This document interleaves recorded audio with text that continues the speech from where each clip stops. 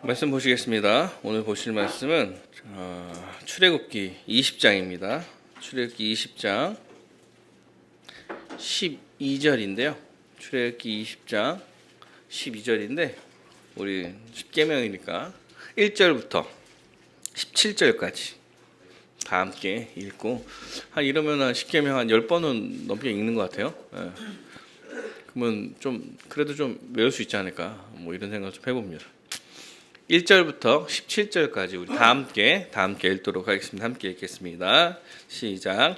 하나님이 이 모든 말씀으로 말씀하여 이르시되 너를 애굽 땅 종 되었던 집에서 인도하여 낸 내 하나님 여호와라. 너는 나 외에 다른 신들을 내게 두지 말라. 너를 위하여 새긴 우상을 만들지 말고 또 위로 하늘에 있는 것이나 아래로 땅에 있는 것이나 땅 아래 물속에 있는 것에 어떤 형상도 만들지 말며 그것들에게 절하지 말며 그것들을 섬기지 말라. 나 내 하나님 여호와는 질투하는 하나님인즉 나를 미워하는 자는 죄를 갚되 아버지로부터 아들에게로 3, 4대까지 이르게 하거니와 나를 사랑하고 내 계명을 지키는 자에게는 1000대까지 은혜를 베푸느니라. 너는 내 하나님 여호와의 이름을 망령되게 부르지 말라. 여호와는 그의 이름을 망령되게 부르는 자를 죄 없다 하지 아니하리라. 안식일을 기억하며 거룩하게 지키라. 엿새 동안은 힘써 내 모든 일을 행할 것이나 일곱째 날은 내 하나님 여호와의 안식일인즉 너나 내 아들이나 내 딸이나 내 남종이나 내 여종이나 내 가축이나 내 문 안에 머무는 객이라도 아무 일도 하지 말라. 이는 엿새 동안에 나 여호와가 하늘과 땅과 바다와 그 가운데 모든 것을 만들고 일곱째 날에 쉬었음이라. 그러므로 나 여호와가 안식일을 복되게 하여 그날을 거룩하게 하였느니라. 내 부모를 공경하라. 그리하면 내 하나님 여호와가 내게 준 땅에서 내 생명이 길리라. 살인하지 말라. 간음하지 말라. 도둑질하지 말라. 내 이웃에 대하여 거짓 증거하지 말라. 내 이웃의 집을 탐내지 말라. 내 이웃의 아내나 그의 남종이나 그의 여종이나 그의 소나 그의 낙이나 물은 내 이웃의 소유를 탐내지 말라. 아멘. 예. 뭘 다 안 갖고 와가지고 지금 어색한 지금 설교를 해야 될 것 같기도 하고 오늘 아침에 그 편지가 있어가지고 봤더니 신천지 요한지파에서 그 요한계시록에 대해서 이야기를 나눠보자고 편지를 보냈더라고요. 그래서 만나야 어차피 걔네들 우기기만 해가지고 그 옛날 신동일 목사가 그래서 한번 만났다고 하더라고요. 근데 대화가 안 돼가지고 그래서 근데 저는 시간이 없어서 거기까지 뭐 신경 쓸 시간이 없어서 막 너무 바빠가지고 신경 쓰다가 지금 설교도 안 갖고 왔는데 거기까지 신경 쓸지가 좀 어려울 것 같습니다. 10계명을 좀 살펴보고 있죠. 지지난주에 우리 5계명에 대해서 좀 살펴봤습니다. 1계명부터 4계명은 이제 하나님에 대한 얘기, 하나님을 어떻게 대할 것인가. 그래서 하나님의 사랑하고 예배하고 어떻게 이렇게 할 것인가, 하나님 사랑에 대한 것을 얘기를 하나님 사랑에 대해서 말씀하고 있고요. 5계명부터 10계명까지는 이웃 사랑. 그래서 이웃을 자신처럼 사랑하는 것. 어떻게 하는 것이 그렇게 살아가는 것인가에 대해서 말하고 있습니다.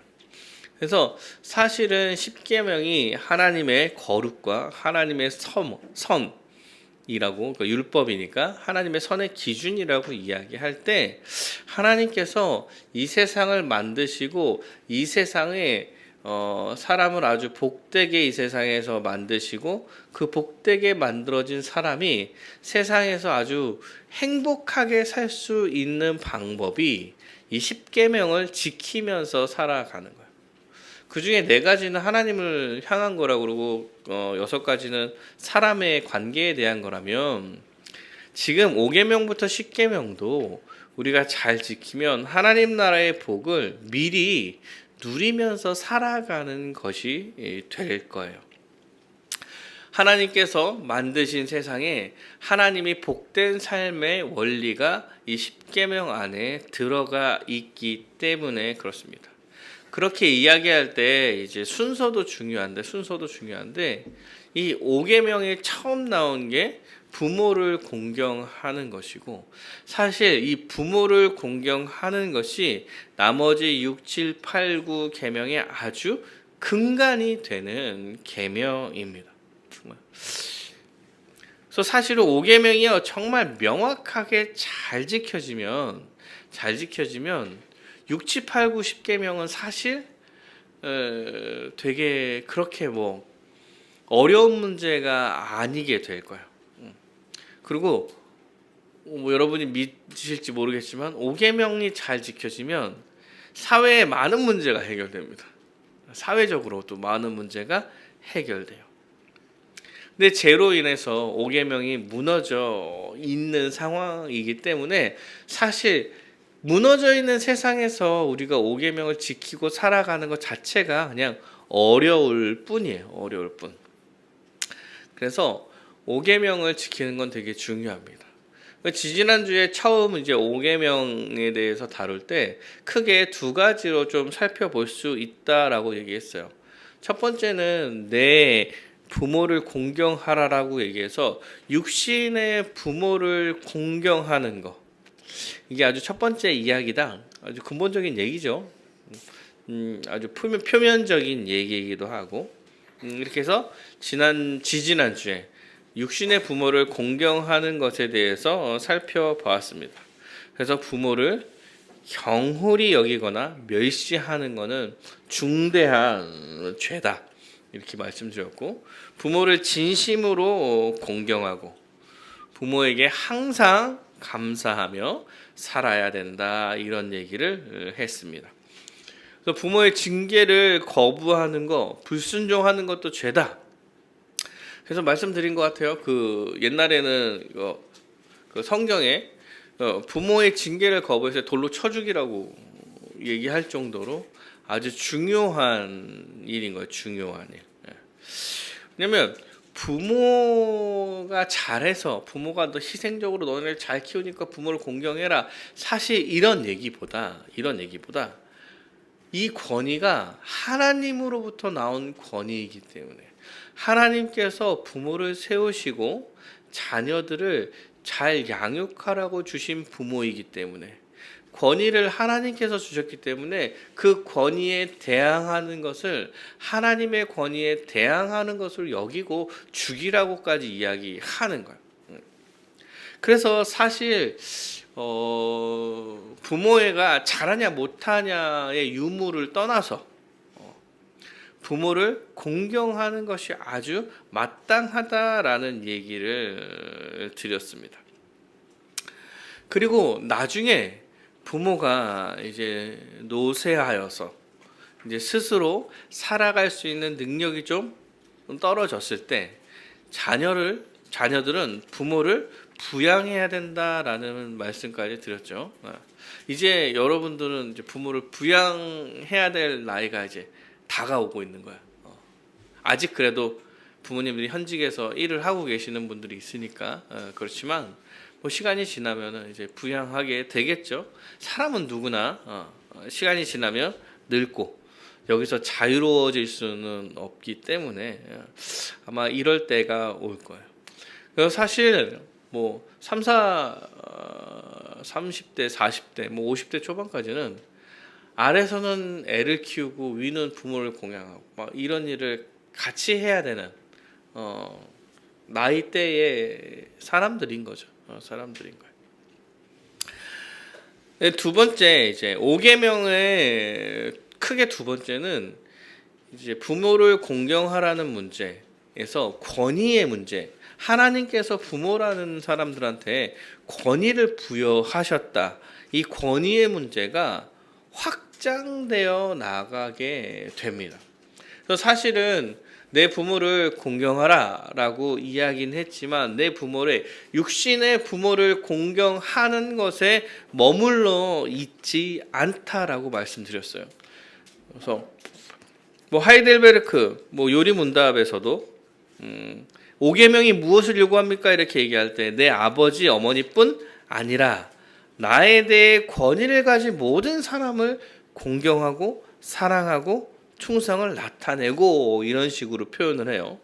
웨스트민스터 신앙 고백서에서도 마찬가지, 웨스트민스터 대요리 문답에서도 제5계명에 부모는 누구를 얘기합니까? 라고 이렇게 얘기할 때 부모는 혈육의 부모뿐 아니라 연령과 은사의 모든 윗사람, 특히 하나님의 규례에 의하여 여기는 좀 더 명확하게 가정과 교회와 국가를 막론하고 우리 위에 있는 모든 사람들을 뜻한다. 부모를. 그러니까 사실은 5계명을 육신의 부모에 대해서 한정지어서 가르치는 게 아니라 이제 육신의 부모에게 권위를 부여해서 자녀를 가리킨 것처럼 하나님께서 세상을 다스릴 때 권위라는 것을 부여해서 세상을 다스리고 있으므로, 세상을 유지하고 있으므로 그 권위가 확장되어서 가정과 교회와 국가의 권위를 하나님께서 인정함으로 그 권위에 순종하는 삶을 살아라라고 이야기하는 것과 같아요. 그래서 성경의 신약 성경에서도 에베소서에 6장 1절 2절에 뭐라고 나오냐면 자녀들아 주 안에서 너희 부모에게 순종하라 이것이 옳다. 내 아버지와 어머니를 공경하라 이렇게 막 시작해요. 근데 끝에 상전들아 너희도 그들에게 이와 같이 하고 위협을 그쳐라. 그래서 상전과 종도 관계에서도 권위에 순종해라 이렇게 얘기하고요. 사실 부모와 자녀 관계 앞에 부부 관계에서도 사실 권위를 인정해라 이렇게 나와요. 그러니까 사실 가정 권위에 대한 얘기가 가정과 부모와 자녀와 그 다음에 사실은 그 개인의 생활 가운데 있는 종과 이제 상전의 관계에서도 더 나아가서 로마서에 가면은 국가와 국민의 관계에서도 권위를 인정하고 권위에 대해 순종해야 된다라고 이야기해요. 왜냐하면 이게 하나님께서 세상을 이끌어 가시는 법칙이기 때문에 바른 법칙, 올바른 법칙이기 때문에 그래서 권위를 부여하는 거예요. 그리고 그 모든 권위 위에 하나님이 계시는 거예요. 그래서 오늘은 부모의 권위를 확장시켜서 순종에 대해서 좀 살펴보려고 하는데요. 부모의 권위에 대한 확장도 크게 좀 세 가지로 살펴볼 수 있는 것 같아요. 첫 번째는 이제 올바른 가정의 문제와 일반적으로 어른들, 윗사람을 공경하는 문제가 하나 있고요. 두 번째는 교회에서의 권위의 문제가 있어요. 근데 이제 일반적인 공경과 교회의 권위가 사실 맞물리는 부분도 좀 많아요. 그래서 막 이게 좀 설명할 때 두 개가 좀 섞여서 설명이 될 거예요. 그리고 이제 마지막으로 세상에서의 권위, 국가에 대한 권위, 세상에서의 권위가 있는데요.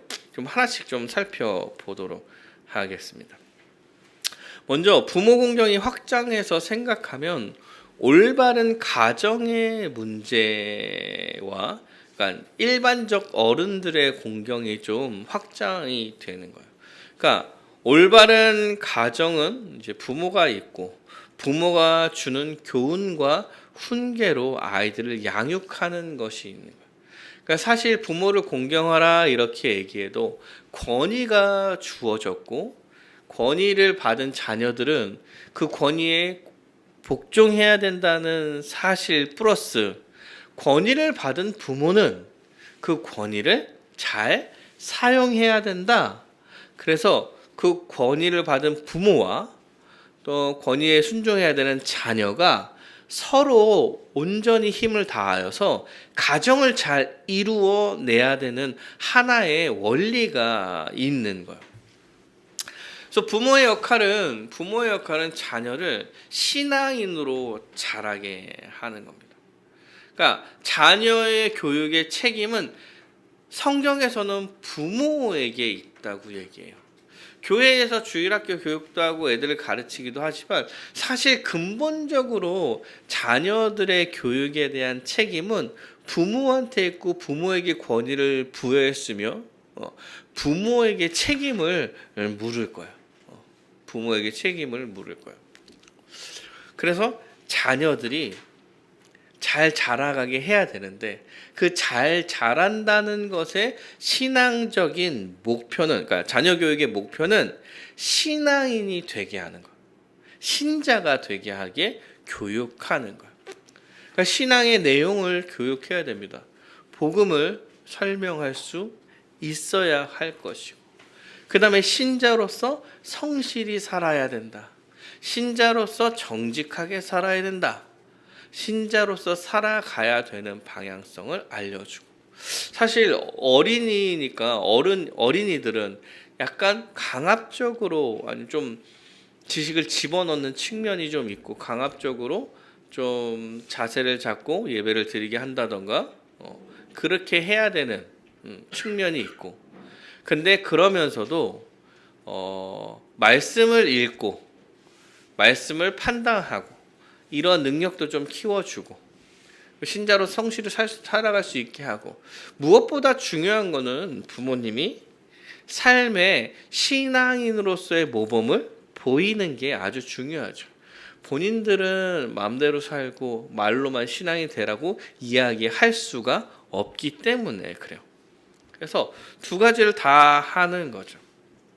그래서 아이일 때는 매를 들고 혼내면서 강압적으로 신앙교육을 한다고 하고, 시간이 지나고 나이가 들고 청소년이 되고 이제 생각이 짚어질 때는 대화를 하면서 그래도 엄히 부모의 권위가 있음을 알려주고 대화를 통해서 그들이 신앙을 가질 수 있게 잘 이끌어가고, 그래서 순종을 하게 해야 하는 거죠. 그래서 스스로 성인이라는, 사실 문화상에서 성인이라는 개념이 좀 다르기 때문에 성인이라는, 그래서 자기가 스스로 신앙을 판단할 수 있을 때가 됐을 때 신앙 고백을 할 수 있는 자녀로 잘 양육해 가는 것, 이것이 부모가 해야 될 역할이죠. 자녀들도 부모님한테 순종해서 잘 해 나가야 돼요. 부모 순종을 배우고 부모를 존경하고 감사하고 공경하고, 부모가 설사 부족한 점이 있다 하더라도 부모가 믿음으로 자녀를 키워내려고 하는 그 노력에 감사하면서 순종해야 하는 거예요. 그래서 부모의 역할은 자녀들에게 신앙을 전수하고 그 가정이 신앙 안에서 잘 성장하게 하는 것이 부모의 역할이고 가정으로서 해 나가야 될 일들이에요. 그래서 신앙을 전수해 가는 거예요. 내 아들에게 전수하고 아들이 그 아들한테 전수하고 또 그 아들한테 전수해서 가는 거죠. 그리고 옛날에 그 성경에서도 이렇게 신앙을 전수하면서 살아왔어요. 아담이 죄를 짓고 자녀를 낳고 아마 신앙에 대한, 하나님에 대한 얘기를 많이 했을 거예요.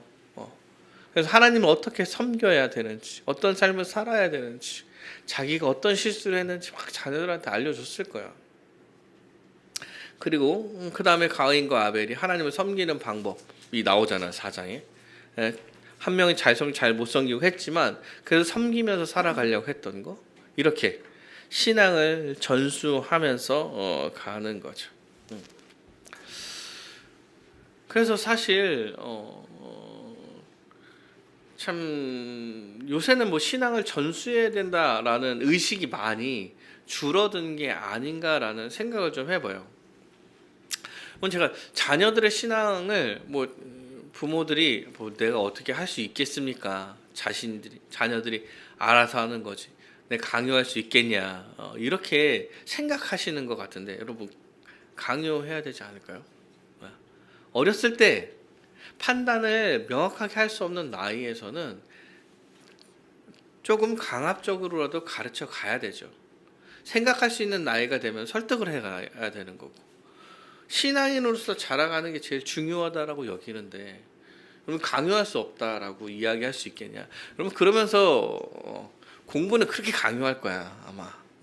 어떻게든 하라고 강요하죠. 근데 신앙을 강요할 수 있겠냐?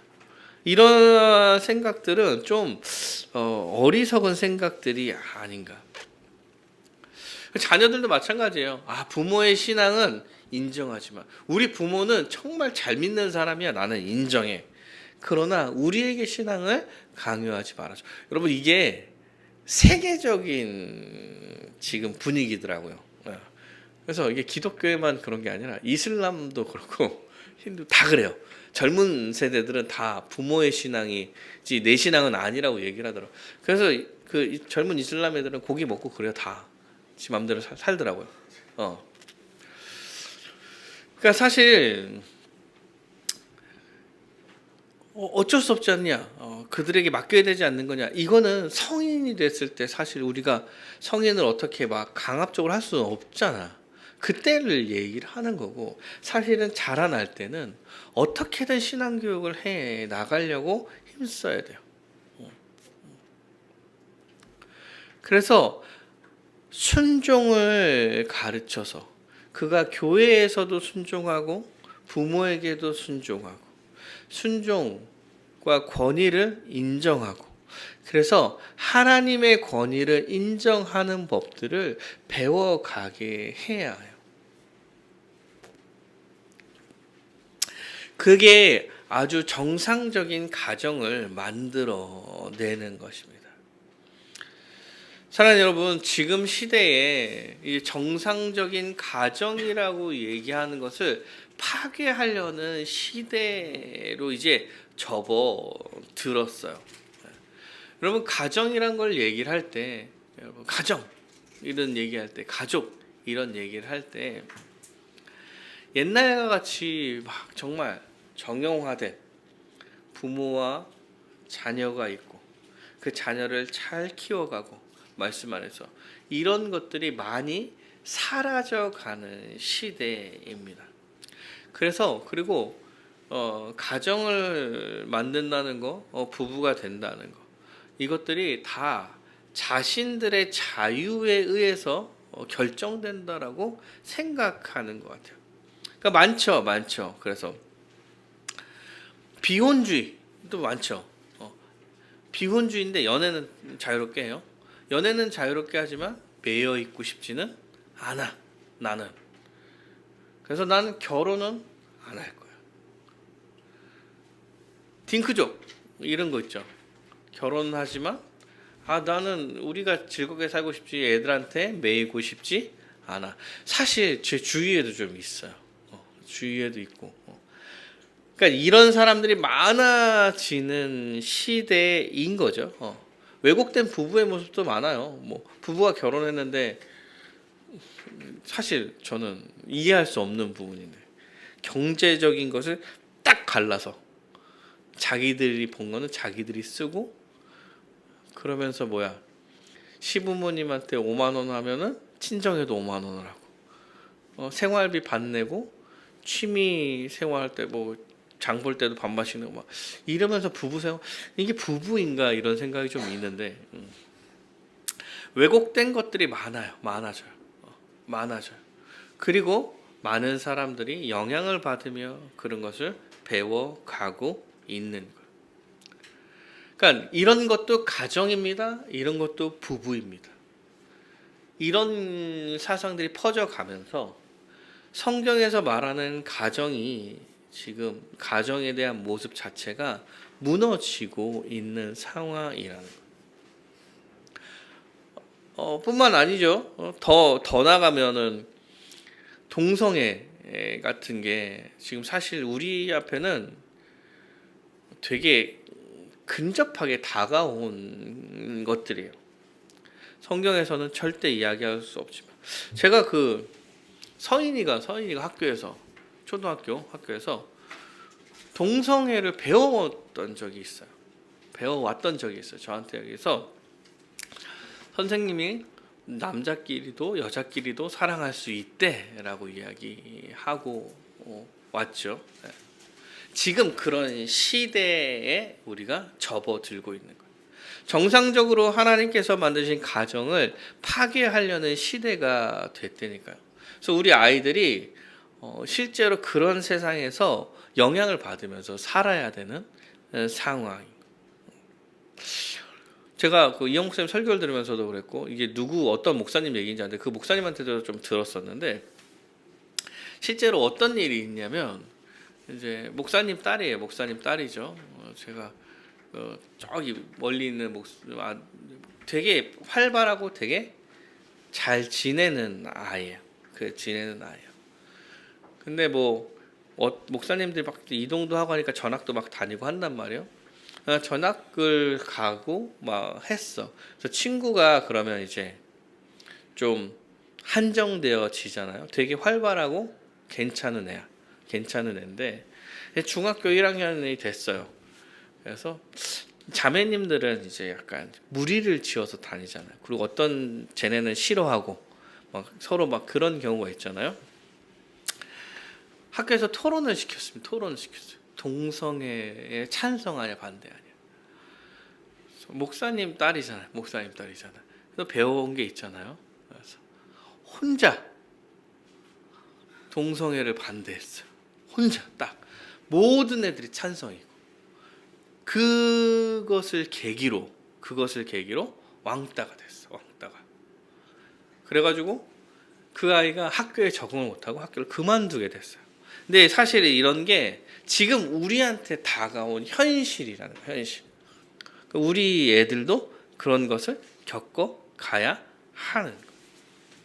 사랑하는 여러분, 이게 가정이 파괴되는 시대에서도 우리가 바른 가정을 잘 만들어내야 되는 거예요. 하나님께서 권위를 주셔서 가장을 세우시고 부모에게 권위를 주고 자녀를 잘 키워내게 하고 자녀도 부모를 공경하며 그 가정이 사회의 구성원으로서 하나님을 잘 섬기는 성경적인 기독교적 가정이 되어가는 것. 부부가 됐으면 자녀를 낳고 자녀를 낳으면 하나님께서 주신 자녀로 잘 키워내려고 노력하고 자녀들도 공경하고 이런 것이 우리가 해 나가야 될 일들인데 이미 많이 무너져 있는 시대에 우리가 살아가야 하는 거예요. 힘든 시대입니다. 힘든 시대. 그럼에도 불구하고 우리는 가정을 잘 세워야 된다. 이런 이야기를 하고 교회에서도 그런 말들과 가르침을 잘 해 나가야 돼요. 근데 걔네들도 사회에서 살아가야 되잖아요. 그래서 아이들을 이게 이제 제가 생각하기에는 저 빼고 확 다가오는 일은 아닌 것 같아요. 아직 자녀들은 없어서. 근데 그 자녀들이 학교에서 그런 일이 있었을 때 자녀들을 어떻게 대할 것이냐, 어떻게 가르치고 갈 것이냐. 사랑하는 여러분, 너무 호전적으로 싸우게 하지 마시고 잘 가르쳐서 의견을 갖고 있게 하시는 게 좋지 않을까. 그리고 어떻게든 잘 키워내게 해야 합니다. 그리고 일반적인 어른을 공경하는 삶을 가르쳐야 돼요. 한 아이가 자라날 때 육신의 부모에게만 영향을 받는 것이 아니에요. 부모의 영향을 받는 것이 아니에요. 모든 사람, 맞죠? 주위의 모든 어른에게 다 저걸 받는 거야. 다 영향을 받는 거야. 다 영향을 받아요. 그래서 부모가 절대적인 영향을 주긴 하지만 부모에게 권위가 주어졌기 때문에 공경하는 것이 당연하지만 나를 가르치고 사랑해주고 챙기며 성장하게 해주는 모든 어른들을 주께서 예비하신 분으로 생각하고 공경하며 살아야 돼요. 뭐 예를 들면 뭐 할아버지나 할머니나 선생님이나 아니면 주일학교 선생님도 마찬가지고 그들의 가르침, 어른에게 공경하면서 살아야 하는 거예요. 그래서 일반적으로 밖에서 만나는 모든 어른들에게도 예의를 가르치고 공경하면서 살아가셔야 합니다. 그들도 누군가를 가르치고 예의 바르게 행동을 해야 할 대상인 거예요. 뭐 예의라는 게 우리나라 뭐 유교 사회적인 전통인 것 같지만 기독교 안에서도 사실은 이런 점 어른들을 공경하는 것은 되게 중요한 문제예요. 그래서 잘 가르쳐야 되죠. 우리들 어른들한테 인사하고 다니라고 가르치는 거고 공경하라고 가르치는 거죠. 예, 물론 세상에 다 좋은 어른들이 있지 않다는 것을 알고 있어요. 알고 있어요. 신자는 그럼에도 어른을 공경하는 거예요. 예의 바른 모습으로 대하는 거예요. 혹시나 어른답지 않은 어른이 있다 할지라도 호전적으로 그들과 대치해서 싸우는 게 아니에요. 싸우는 게 아니야. 어떻게? 좋게. 말을 듣지 않지만 바르게, 좋게, 예의 바르게 대하긴 해야 되는 거예요. 상대방을 예의 바르게 대해야 돼요. 어른으로 대해야 하는 거예요. 그래서 저도 사실 흥분해 그러면 막 목소리 커져가지고 잘 못할 때도 많은데, 그래서 막 이상한 어른이어도 우리가 호전적으로 싸우면 안 돼요. 이상하다 하더라도 기본적으로 하나님께서 세우신 원리가 권위를 주셨다고 생각을 하셔야 돼요. 사랑하는 여러분, 하나님께서 권위를 주셔서 권위를 갖고 세상을 다스리는 것 자체가 문제가 아니에요. 문제는 뭐냐면 죄인된 사람이 문제인 거야. 죄인된 사람이 문제여서 죄인된 사람이 잘못된 권위를 행사하고 잘못된 어른이 되어 왔고 잘못된 어른이 있던 것뿐이지 있는 게 잘못된 거지. 권위를 가지고 세상을 운행하고 세상을 다스리고 만들어 가시는 하나님의 권위가 잘못된 게 아니라는 거예요. 그래서 권위를 행하는 사람이 잘못됐으니까 이 권위를 없애자 이런 얘기가 사실은 이상한 거예요. 사람을 바꿔야 사람을. 잘못된 권위를 행사하는 사람이 변화돼야 되는 건데. 그래서 기본적으로 어른들 한 살 형 이런 사람 말고 여러분 우리 입장에서 부모, 자녀 그 정도의 어른들을 공경하고 감사하고 예의 바르게 대하는 게 아주 마땅하다라고 이야기하는 겁니다.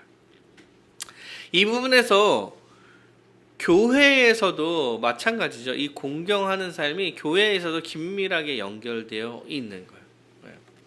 디모데전서 5장 1, 2절에 보면 늙은이를 꾸짖지 말고 권하되 아버지에게 하듯 하며 젊은이에게는 형제에게 하듯 하고 성도를 대하는 방법이 나와 있는데 늙은 사람을 대할 때 아버지에게 대하듯 하라라고 이야기합니다. 그러니까 교회 안에서도 마찬가지인 거예요. 교회 안에 어른들을 아버지처럼 대해 가는 거예요. 우리 교회에 어른이 없어서 이걸 잘 모르는데 이제 여러분들이 이제 바른 어른들이 되셔야죠. 시간 금방 갑니다. 여러분들이 50살, 60살 되는 거예요. 그래서 자녀들을 잘 키워서 이런 문화들을 교회 안에 만들어 가는 거예요. 그래서 교회 안에 어른들을 공경할 준비를 해 나가야 합니다. 공경할 가치가 있어서 공경해야 된다라고 이야기하는 게 아니에요. 지금 사랑하는 여러분, 그건 조금 시대가 좀 많이 어려워진 것 같기도 해요. 시대가 막 진짜 너무 빠르게 변해서 옛날 같으면 좀 나아요. 왜냐면 어른들이 가진 경험이 자녀들한테 좀 자식벌 되는 사람들한테 도움이 많이 됐는데, 지금은 어른 세대들이 겪어온 그 경험들이 시대가 너무 빨리 변해서 그 자식 세대들이 그 경험을 똑같이 하기가 어려운 시대인 것 같아요. 차라리 그 어른들이 그 자식들이 하는 그런 변화되는 걸 배워야 살아갈 수 있는 그런 시대가 됐죠. 그런 시대가 됐죠. 그래서 그들이 정말 지혜를 가지고 잘 가르치기 때문에, 잘 알려주기 때문에가 아니야. 하나님께서 권위를 인정하셨기 때문에 그런 거예요. 그래서 젊은 사람들은 윗사람을 공경하고 아랫사람들을 내 자녀처럼 잘 교회 안에서 잘 길러내야 하는 것입니다. 그래서 어른들이 부딪히는 것도 많을 거예요. 교회 안에서 어른들이 막 옛날 얘기 계속한다 뭐 이렇게 생각할 수 있겠죠. 근데 그것을 인정하라는 거예요. 그걸 인정하고 옛날 얘기한다 이런 마음을 인정하고, 근데 그걸 따를 수 없을 때에도 늙은이를 꾸짖지 말고 권하고 아버지한테 하듯하고. 아버지한테 하듯하라고 그러니까 나는 아버지한테 막대하는데요, 또 이렇게 얘기하시면 안 돼요.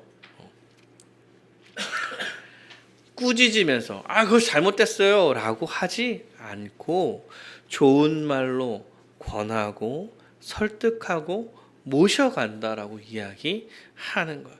이게 우리가 교회 안에서도 어른들을 대하는 태도인 것 같아요. 이게 디모데전서는 그러니까 목회 서신이라고 얘기를 해가지고 목회자들한테도 동일하게 얘기하고 있는 거예요. 교회의 어른을 가르치는 자로서 막대해서 가르치지 말아라 이렇게 얘기하는 거예요. 잘 권하고 또 권하고 또 권하고, 잘못된 얘기를 하신다 하더라도 잘 듣고 그 얘기가 좀 틀렸음을 조금 예의 바르게 알려드리고 사랑으로 품고 가라 이렇게 이야기하는 것입니다. 사랑하는 여러분, 이제 교회에 어른이 없어서 그런데 그래도 교회에 어른이 있을 때 아버지처럼 어머니처럼 대하셔야 합니다. 누군가 뭐 예배 한번 드리러 왔다, 어른들이 왔다 하더라도 잘 대해 주시는 거죠.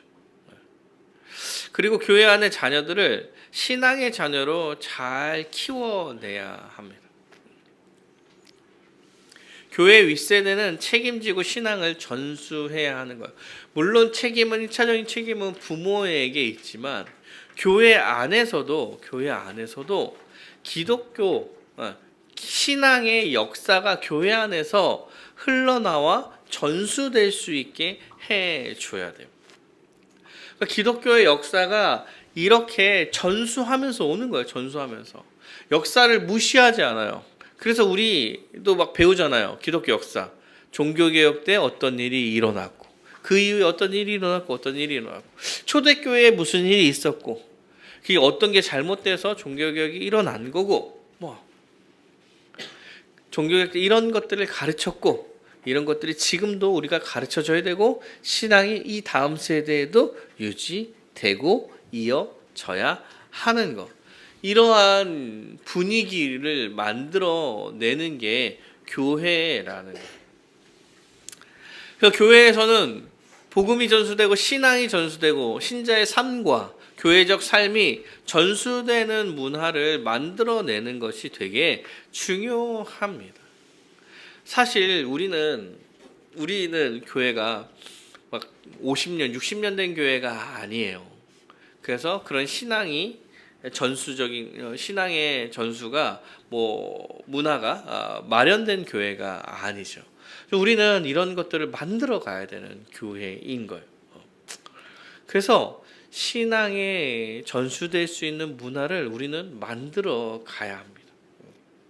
어느샌가 교회 안의 배움이 단절되고 신앙이 전수되는 것들이 단절돼서 자신들만의 집단성으로서 교회가 운영되는 경우가 많이 있죠. 뭘 전수해야 될지 모르니까 자기들이 해왔던 걸 그냥 전수하는 거예요. 그게 신앙인지 아닌지도 모르면서. 그러면 그러면 어떻게 하게 되냐면 내가 사회에서 배운 것을 갖고 들어오게 돼요. 그래서 교회에 그렇게 군대 문화가 많습니다, 여러분. 나다 싶으면 해야지. 뭐 이런 거 있잖아.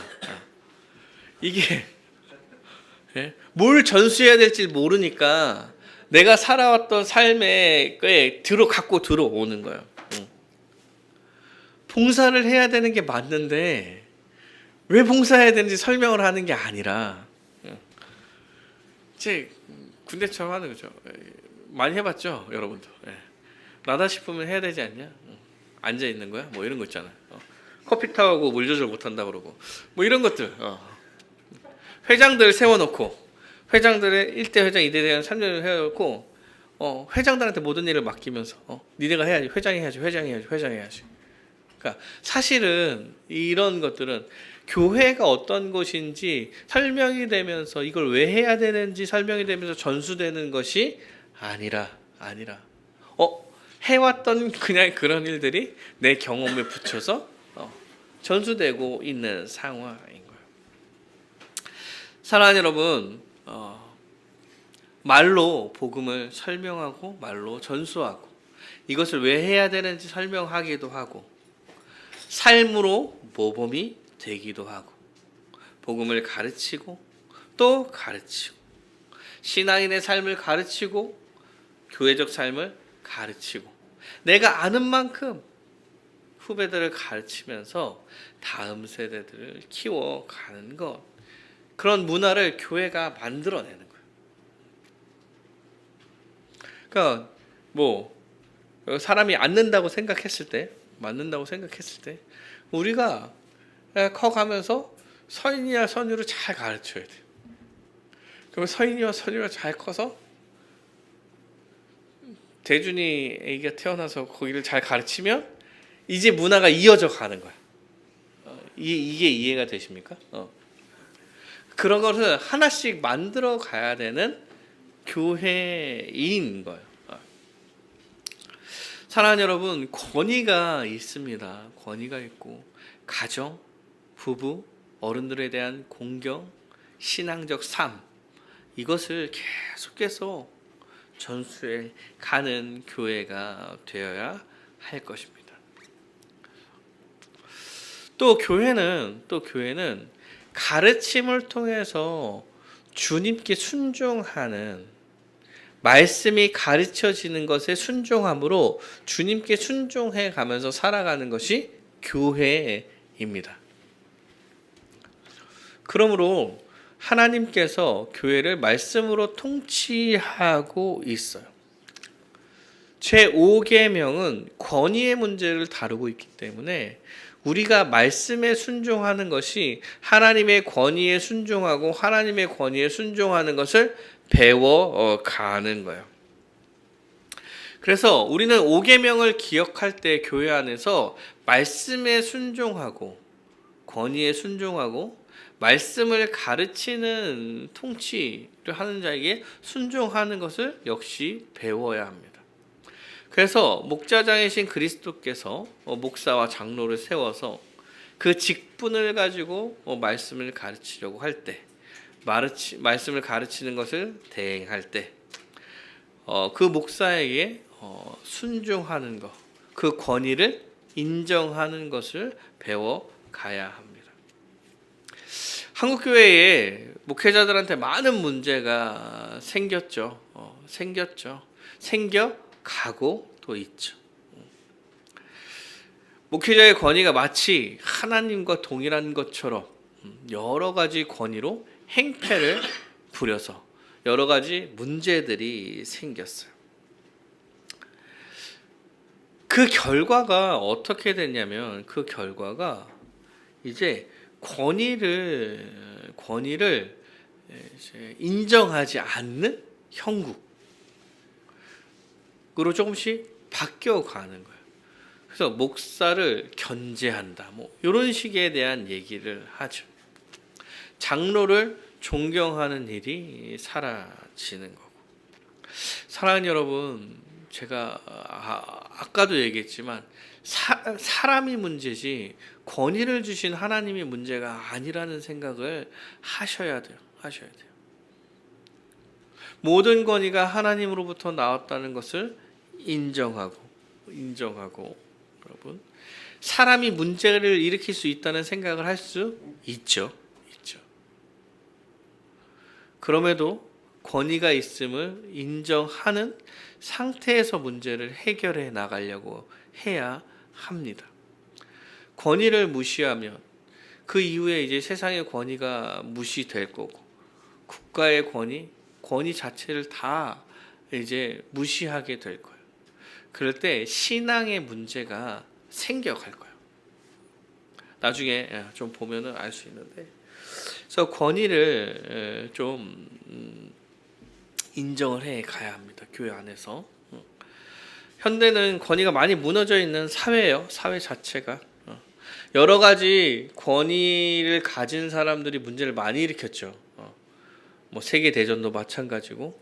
그러다 보니까 이런 일반적 권위도 문제가 많이 생긴 건데, 제가 누누이 말하지만 모든 것은 사람이 문제인 거야. 죄인된 사람의 문제야. 죄인된 사람. 어떤 제도의 문제인 경우는 사실 별로 없습니다. 별로 없어요. 하나님께서 만들어 가신 세상에 하나님의 법칙이 있는 거고, 그러나 그 법칙 안에서 사람들이 죄인으로서 죄를 정말 열심히 져서 이상한 짓을 하는 것 뿐이다 라는 생각을 가지셔야 돼요. 그래서 성경적인 원리를 여러분 인정하시고 이것을 가지고 오셔야 됩니다. 세 번째입니다. 세 번째로 세상의 일반적 권위도 여러분 인정하셔야 돼요. 로마서 13장 1절부터 7절에 이렇게 나옵니다. 각 사람은 위에 있는 권세들에게 복종하라. 권세는 하나님으로부터 나지 않음이 없나니. 권세는 하나님으로부터 나지 않은 게 없어요. 모든 권세 위에 하나님이 계신다고 얘기를 하는 거예요. 모든 권세는 다 하나님이 정하신 바라. 그러므로 권세를 거스르는 자는 하나님의 명을 거스름이니 거스르는 자들은 심판을 자취하리라. 다스리는 자들은 선한 일을 대하여 두려움이 되지 않고 악한 일에 대하여 되나니 내가 권세를 두려워하지 아니하려느냐? 선을 행하라. 그리하면 그에게 칭찬을 받으리라. 그러니까 권한을 주신 사람들, 권위를 주셨는데 그 권세를 왜 주셨냐면 선을 행하기 위해서 권세를 주셨다고 얘기하는 거예요. 그래서 내가 악을 행하거든 두려워해라. 왜? 그가 공연히 칼을 가지지 아니하여서 곧 하나님의 사역자가 되어 악을 행하는 자에게 진노하심을 따라 보응하다. 그러니까 권위를 주신 이유는 선을 행하고 악을 행하는 자를 진노하시 보응하려고, 악을 행하는 사람한테 벌을 주시려고 그 권위를 주신 거다, 이렇게 설명하는 거예요. 그러니까 국가에 대한 설명을 할 때 이렇게 이야기하는 겁니다. 그래서 일반적인 권위도 하나님께서 주신 거고 하나님께서 이루어 가시는 거야 라는 설명을 해 나가는 거예요. 그래서 여러분 우리는 교회가 아니라 신앙인으로서 우리가 살아가는 모든 곳에서의 권위를 여러분 인정해 가야 합니다. 세상에서의 권위라 조금 판단할 것들이 있긴 할 거예요. 그럼에도 권위를 인정해야 합니다. 모든 권세 위에 하나님이 계심을 인정하고 내가 생활하는 모든 곳에서 나에게 권한을 가진 사람들을 인정하고 그 권위에 순종해야 한다고 이야기하는 거예요. 사랑하는 여러분, 여러분한테 권위를 휘두를 수 있는 사람이 누가 있을까요? 할 때 1차적으로는 직장 상사가 있을 거예요. 직장의 윗사람을 여러분 인정하셔야 돼요. 인정하셔야 돼요. 그 사람이 잘나서 잘해서가 아니라 일반적으로 권위가 있기 때문에 인정하라고 이야기하는 거예요. 우리나라의 문화가 우리나라만 그렇지 않고 모두가 다 그럴 것 같은데, 상사 욕하면서 생활하는 게 약간 아주 하나의 재미죠. 저희도 그랬던 것 같아요. 제가 신대원 다닐 때 그렇게 애들이 3, 4, 5 모여서 그 담임 목사님 욕을 그렇게 많이 해요. 저는 안 했습니다. 저는 담임 목사님 너무 좋아가지고, 담임 목사님 욕할 게 별로 없었어가지고 안 했던 것 같아요.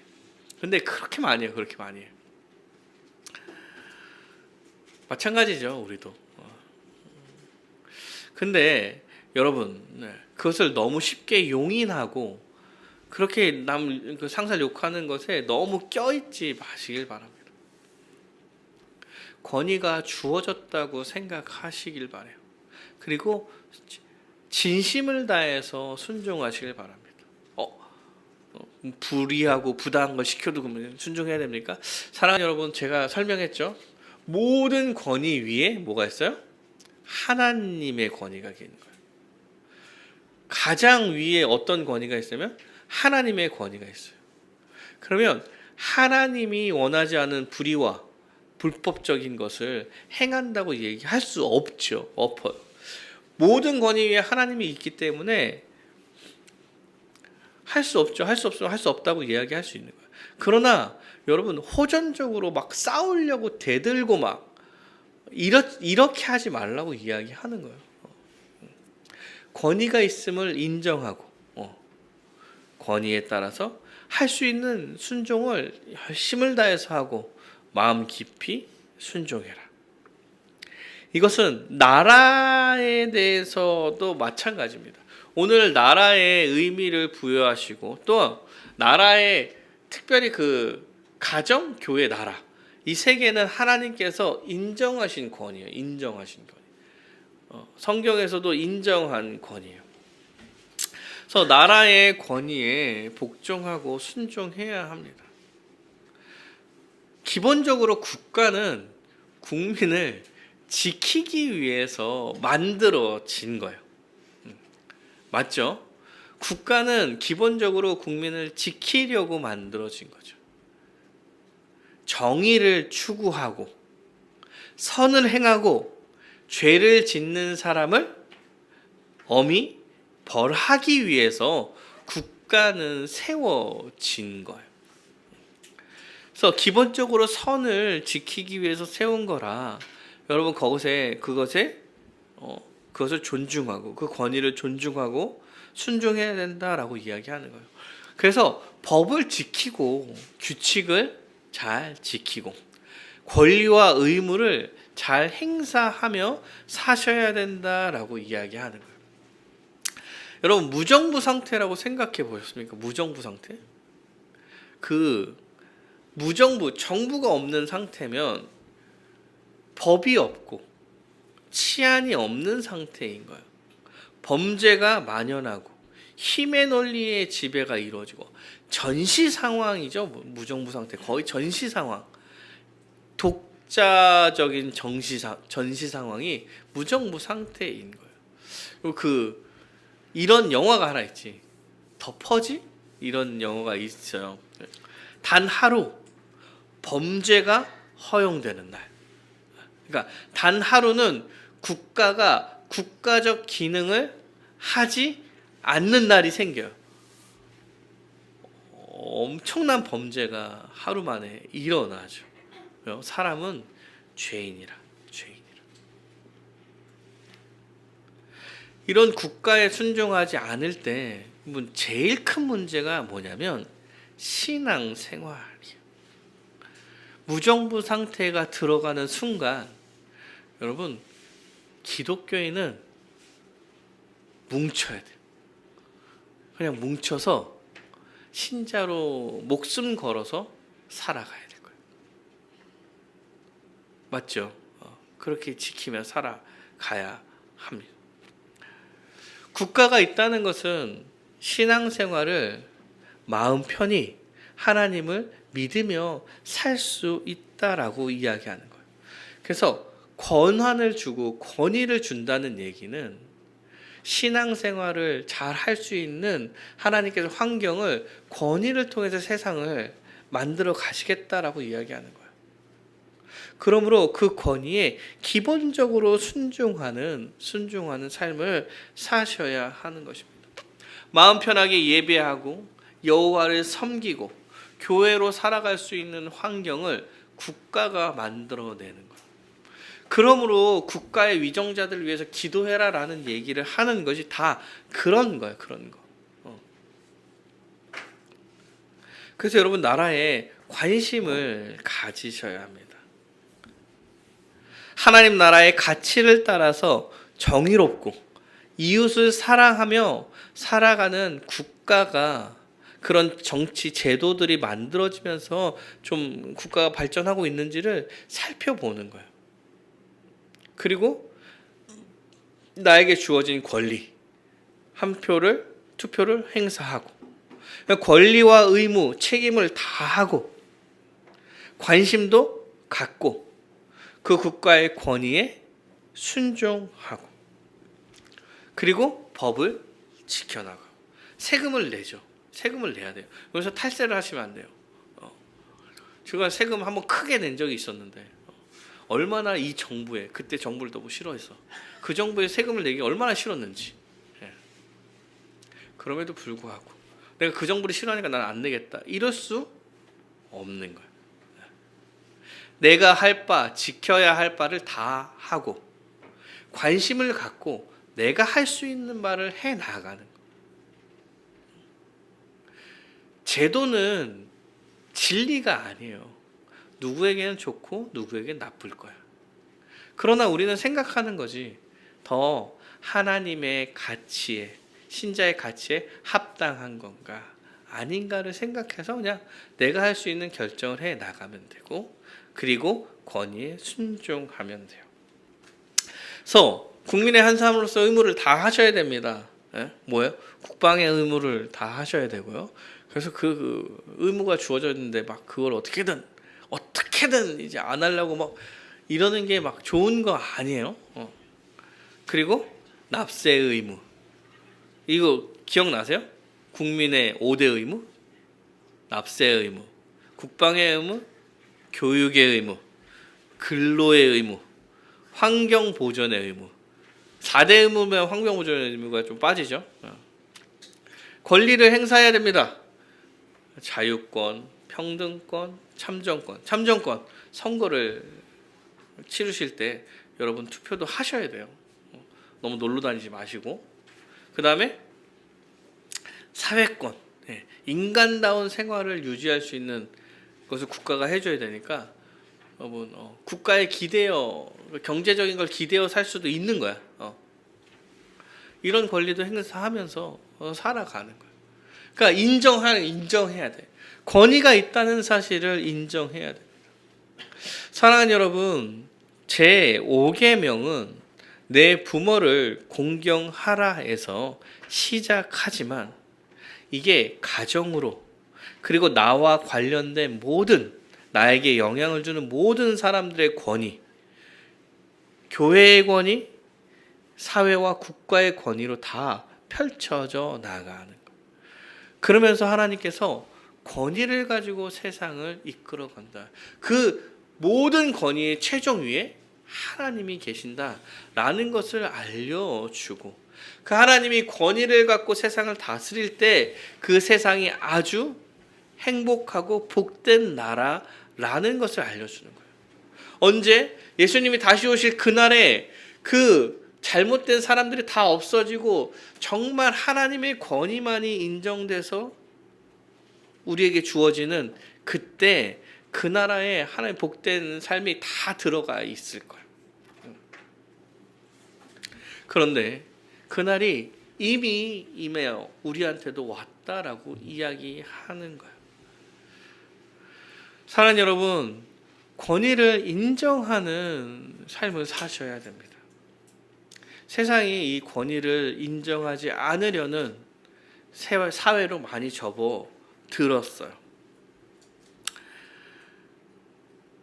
그래서 사실 권위, 순종, 복종 이런 얘기가 반감을 많이 사는 이야기들이 되어버린 시대입니다.